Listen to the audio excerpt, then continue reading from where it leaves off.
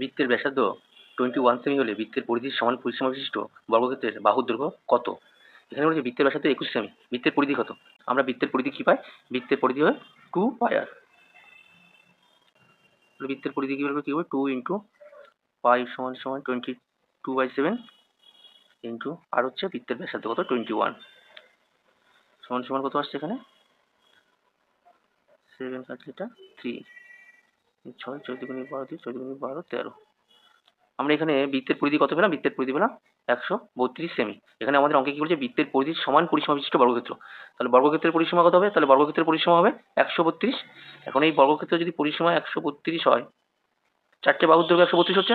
আমাদের এখানে কি বলছে? বর্গক্ষেত্রের বাহুর দৈর্ঘ্য কত? তা চারটে বাহু যদি দৈর্ঘ্য 132 হয়, তাহলে বর্গক্ষেত্রে একটা বাহুর দৈর্ঘ্য কত হবে? একটা বাহুর দৈর্ঘ্য হবে 132 ভাগ 4, 4 3 3 33। আমাদের এখানে প্রতিটা বর্গক্ষেত্রের বাহু কত আসছে? 33। চারটে বর্গক্ষেত্রের চারটে বাহু সমান, তাহলে 33। আমাদের উত্তর কত হবে? বর্গক্ষেত্রের প্রতিটা বাহু 33 সেমি।